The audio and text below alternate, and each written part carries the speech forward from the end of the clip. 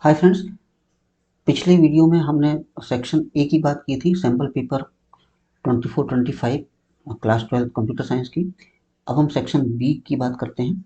Section B में पहला question है, question number 22। How is a mutable object different from an immutable object in Python. इसमें हमें सबसे पहले इन दोनों का डिफरेंस बताना है, और दूसरा जो है identify one mutable object and one immutable object from the following. तो इनमें से हमें कौन सा म्यूटेबल और कौन सा इम्यूटेबल है, यह हमें डिफाइन करना बताना है। तो फ्रेंड्स, इम्यूटेबल ऑब्जेक्ट हमें पता है कि इम्यूटेबल ऑब्जेक्ट जो होते हैं उनका कंटेंट हम चेंज नहीं कर सकते। फॉर एग्जांपल, अगर हम लिस्ट की बात करते हैं, अगर कोई एक लिस्ट है 15329, तो इसका हम पर्टिकुलर कोई कंटेंट चेंज कर सकते हैं। जैसे कि ये इसका इंडेक्स 012 है, तो हम L2 करके उसे चेंज कर सकते हैं। L2 इक्वल टू मान लीजिए हमने लिखा हुआ 10, तो ये चेंज हो जाएगा। अब ये 3 की बजाय अब ये 10 हो जाएगा। लेकिन अगर मान लीजिए हम टपल की बात करते हैं, कोई टी इक्वल टू मान लेते हैं, कोई टपल है 3562 मान लेते हैं, इसमें हम किसी पर्टिकुलर एलिमेंट को चेंज नहीं कर सकते। टपल हम क्रिएट कर सकते हैं, लेकिन इसे चेंज इंडिविजुअल एलिमेंट को चेंज नहीं कर सकते, इसलिए ये इम्यूटेबल है। तो लिस्ट, अब हम लिस्ट हमारा म्यूटेबल है, टपल इम्यूटेबल है। उसी तरह से स्ट्रिंग इम्यूटेबल होता है और डिक्शनरी म्यूटेबल होता है। तो उसके इसके हिसाब से हमारा ये तो टपल हम जानते हैं, क्योंकि इसमें दो इस तरह के ब्रैकेट हैं, तो ये इम्यूटेबल है।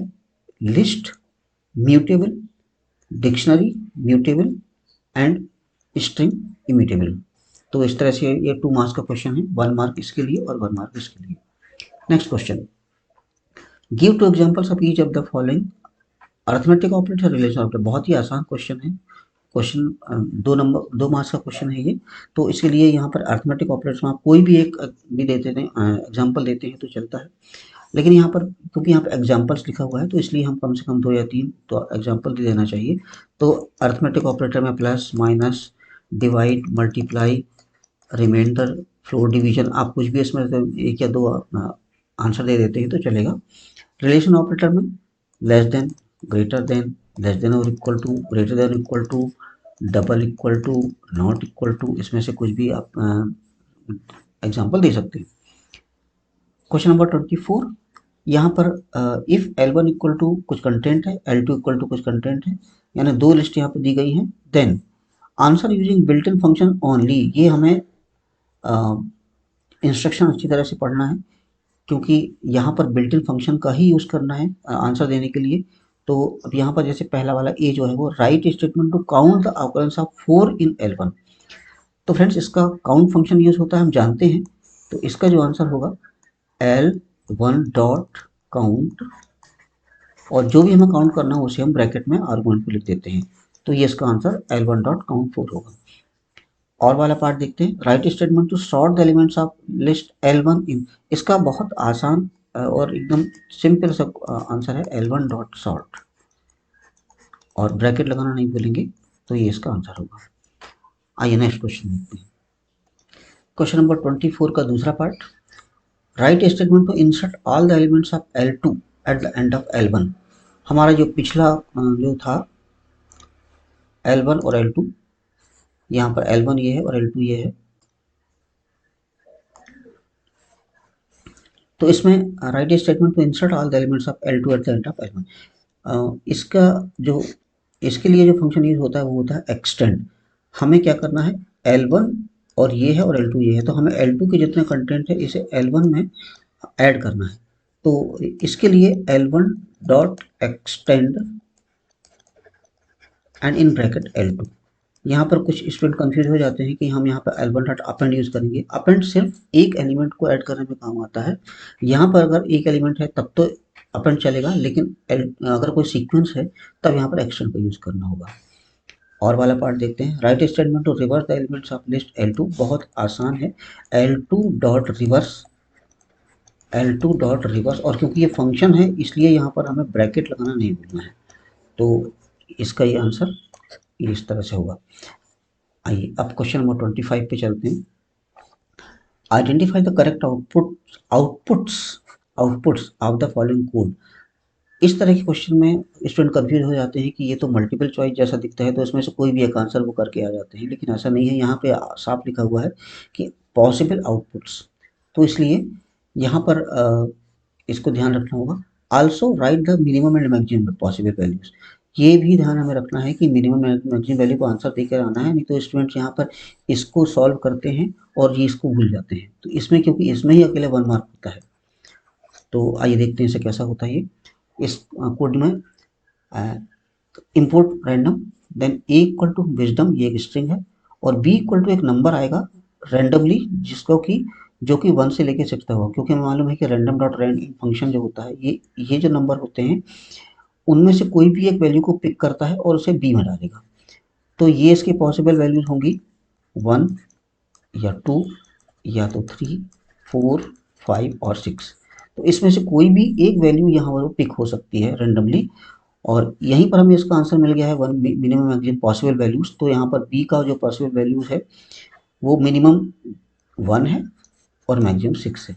तो ये हमारा आंसर यहाँ पर पहले मिल जाता है, इसे सॉल्व करना नहीं भूलेंगे। देन अब हम आते हैं इसकी कोडिंग पे आगे। तो यहाँ पर ये भी फॉर लूप लगा हुआ है और इसमें एक लाइन है, यानी ये लाइन जो है वो रिपीट होने वाली है, ये लूप रिपीट होगा। तो और यहाँ पर for I in range 0 and B, ये बी की वैल्यू यहाँ पर रेंडमली कुछ भी हो सकती है, तो हमें इसे कई बार चला के देखना पड़ेगा। पहले 1 के लिए, फिर 2 के लिए, फिर 3 के लिए, तभी हमें कुछ आंसर यहाँ पे मिल पाएंगे। तो इस क्वेश्चन में थोड़ा सा समय लगता है। तो अब सबसे पहले हम देखते हैं कि अगर मान लेते हैं बी की वैल्यू 1 आती है तो क्या होगा। तो यहाँ पर 0 1, इस कंडीशन में यहाँ पर ये 0 1 एंड 2 होगा। तो यहाँ पर 0 तो एक वैल्यू हो जाएगी, लेकिन उसके बाद नेक्स्ट वैल्यू होनी चाहिए 2, क्योंकि यहाँ पर इसका स्टेप 2 है, लेकिन यहाँ पर 2 तो है ही नहीं, तो ये 0 के लिए जरूर रन करेगा पहली बार में। तो अब आई की वैल्यू 0, तो ए ज़ीरो मीन्स ये यहाँ पर डब्लू है, और तो ये डब्लू प्रिंट होगा और उसके बाद हैश प्रिंट होगा। तो इसका आउटपुट जो होगा डब्लू हैश होगा। ओके, अब ये लूप यहाँ पर ख़त्म हो जाएगा क्योंकि एक ही बार के लिए सेट हुआ था। अब इसकी दूसरी वैल्यू देखते हैं। अब इसका वैल्यू अगर मान लेते हैं कि ये 2 पिक होती है वैल्यू, तो अब होगा ये 0 2 एंड 2, ये वैल्यू है। इसके हिसाब से यहाँ पर 0 एंड 2 होना चाहिए, लेकिन यह 2 नहीं होगा क्योंकि 0 और 1 ही हो पाएगा। और इसीलिए यहाँ पर इसका आउटपुट भी ये एक ही बार चलेगा 0 के लिए। तो फिर से यही आंसर आ जाएगा, यानी यही आउटपुट आ जाएगा इसके लिए। ओके, अब अगर मान लेते हैं हमारा जो वैल्यू जो आता है वो 3 आता है, तो इसे हम यहाँ पर रिप्लेस करते हैं। इससे हम करेंगे 0 3 एंड 2। अब इसके लिए जो लूप वो जो आई की वैल्यू जो होगी पॉसिबल वैल्यू वो होगी 0 एंड 2, 0 एंड 2 होगी क्योंकि ये स्टेप 2 है।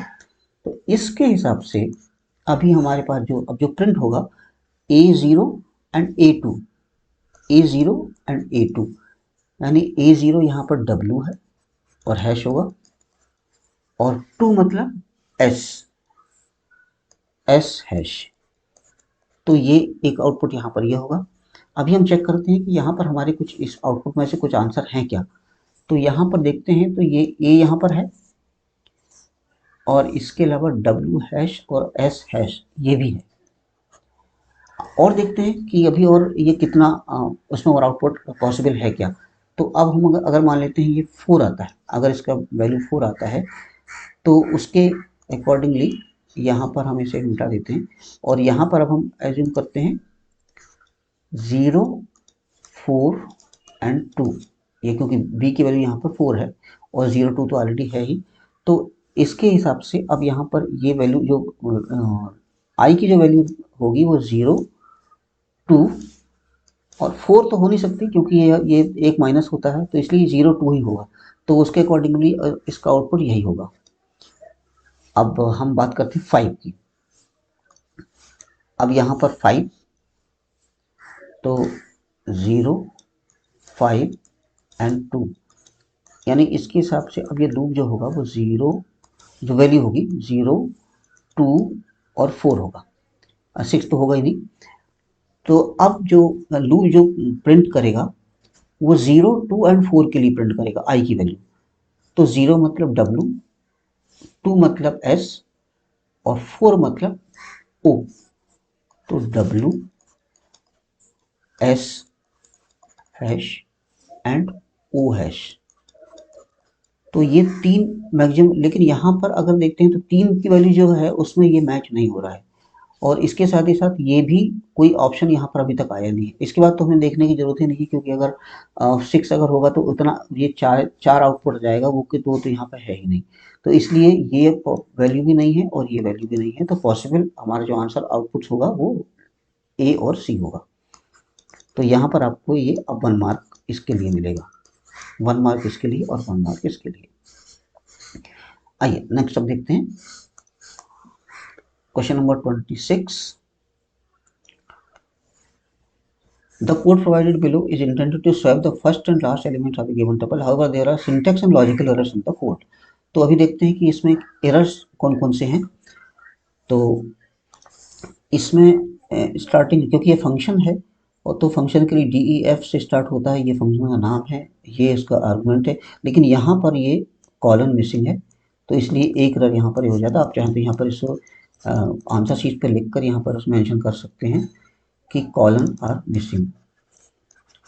ओके, देन उसके बाद नेक्स्ट अब चलते हैं if len truck less than 2। यहाँ पर कोई भी एरर हमें नज़र नहीं आ रही है, लेकिन यहाँ इफ के बाद हमेशा कोई ना कोई इंडेंट होता है और यहाँ पर इंडेंट नहीं है, तो ये इस तरह से इंडेंट है, तो यहाँ पर आप चाहे तो लिख सकते हैं indentation error, indentation error. Okay, अब नेक्स्ट लाइन पे चलते हैं। New tup equal to tup -1 comma plus tup 1 colon -1 plus tup 0। यहाँ पर हम देख रहे हैं कि ये एक टपल है, ये एक नॉर्मल जो हमारा जो भी डेटा टाइप है यहाँ पर उसका कुछ स्लाइसिंग करके कुछ वैल्यू दी है, और यहाँ पर फिर एक ये टपल है, लेकिन यहाँ पर इस टपल में कॉमा नहीं लगा हुआ है। टपल तो है लेकिन कॉमा नहीं लगा हुआ है, तो इसलिए यहाँ पर ये कॉमा मिसिंग है। तो आप यहाँ पर लिख सकते हैं comma missing for tuple, comma missing for tuple. तो ये एक एरर हो गई। ध्यान रखें कि यहाँ पर जो अगर मार्क्स यहाँ पर 2 है तो कम से कम 4 एरर होती हैं, हाफ ऑफ मार्क्स की 4 एरर होती है, तो हमें और देखना है। यहाँ रिटर्न ये ठीक है। इसके बाद हम result equal to swap first last, यहाँ भी कोई ब्रैकेट भी मिसिंग नहीं है, कोई कुछ भी नहीं है। इसके बाद प्रिंट स्वैप्ड टपल कॉमा, हाँ यहाँ पर ये कॉमा मिसिंग है, तो यहाँ पर आप लिख सकते हैं कि कॉमा मिसिंग, और इस तरह से आप इसका आंसर दे सकते हैं। अंडरलाइन जरूर करना है, भूलना नहीं है, क्योंकि इसमें भी मार्क्स आपके कट सकते हैं। यहाँ पर इस तरह से अंडरलाइन करना है और फाइनली इस तरह से आंसर देंगे। आइए नेक्स्ट अब हम चलते हैं next question, question number 27। What constant should be applied on A table so that duplicate values are not allowed in that column। Column के कुछ कांस्टेंट्स होते हैं, 5 तरह के कुछ कांस्टेंट हमने पढ़े हुए हैं, जैसे एक नॉट नल होता है, प्राइमरी की होता है, डिफॉल्ट होता है, यूनिक होता है।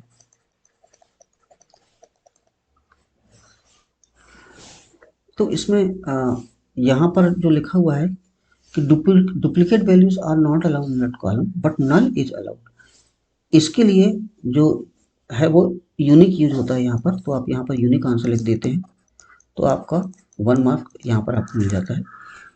What constant should be applied on table so that null is not allowed in that column. Of course इसके लिए सीधा सीधा तो यही है कि ये नॉट नल होता है, तो यहाँ पर आप नॉट नल लिखेंगे, तो ये 1 मार्क इसमें मिलेगा। आइए नेक्स्ट क्वेश्चन पे चलते हैं। इसके लिए हमें नेक्स्ट पेज पे जाना होगा। इसका दूसरा पार्ट, अब यहाँ पर ये जो है write an SQL command to remove the primary key constraint primary table named mobile, MID is the primary key of the table. यहाँ पर क्योंकि ये दिया हुआ है यहाँ पर कि मोबाइल नाम का टेबल है और MID नाम का जो कॉलम है उसमें प्राइमरी की ऑलरेडी डिफाइंड है, उसे वहाँ से रिमूव करना है। तो उसके लिए कमांड जो है वो होगा alter table mobile drop primary key. दूसरा पार्ट देखते हैं इसका, write an SQL command to make the column MID the primary key of the already existing table. तो इसका अब ये इस क्वेश्चन का उल्टा है, यहाँ पर प्राइमरी की उसे डिफाइन करना है, सेम कॉलम है, कॉलम का नाम सेम है, टेबल का नाम भी सेम है, बस उसे प्राइमरी की डिक्लेयर करना है। तो उसका कमांड है अल्टर टेबल मोबाइल प्राइमरी की MID। यहाँ पर अल्टर टेबल कीवर्ड है, वो तो उसको यूज़ होगा ही होगा हर कमांड में। उसके बाद टेबल का नाम भी यूज़ होगा और यहाँ पर प्राइमरी की और ब्रैकेट में उस कॉलम का नाम, और यहाँ पर ड्रॉप और प्राइमरी की। यहाँ पर कॉलम को मेंशन करने की ज़रूरत नहीं पड़ती है क्योंकि एक टेबल में सिर्फ एक ही प्राइमरी की होती है, इसीलिए उसे मेंशन नहीं करना होता है। Next question, list one advantage and one disadvantage of star topology. इसमें से हम कोई भी एडवांटेज डिसएडवांटेज यहाँ पे लिख सकते हैं। एक एडवांटेज पूछा है, आप इसमें से अगर कोई एडवांटेज की बात करते हैं तो इसमें जैसे लिखा हुआ है दो advantage, network extension is easy और fault in cable of any one node does not affect other nodes. तो इसमें से कोई भी एक आप लिख सकते हैं। और डिसएडवांटेज की बात करते हैं तो shutting down of central hub और switch affects all the nodes at a time. अगर बीच का कोई जो स्विच अगर वो खराब होता है तो सारे के सारे सिस्टम शट डाउन हो जाते हैं। और इसके अलावा यहाँ पर इसमें केबल लेंथ बहुत लगती है, तो इसमें से कोई भी डिसएडवांटेज यहाँ पे आप लिख सकते हैं। और अब इसका दूसरा part, expand the term SMTP, what is the use of the SMTP। तो इसका आंसर है, तो SMTP का फुल फॉर्म है simple mail transfer protocol, and what is the use of the SMTP, it is use to send and receive the emails. So ये इसमें 2 mark हैं, 1 mark इसके लिए और 1 मार्क इसके लिए है। तो हमारा ये सेक्शन बी यहाँ पर ख़त्म होता है। अब नेक्स्ट वीडियो में हम सेक्शन सी की बात करेंगे। तब तक के लिए बाय, थैंक यू।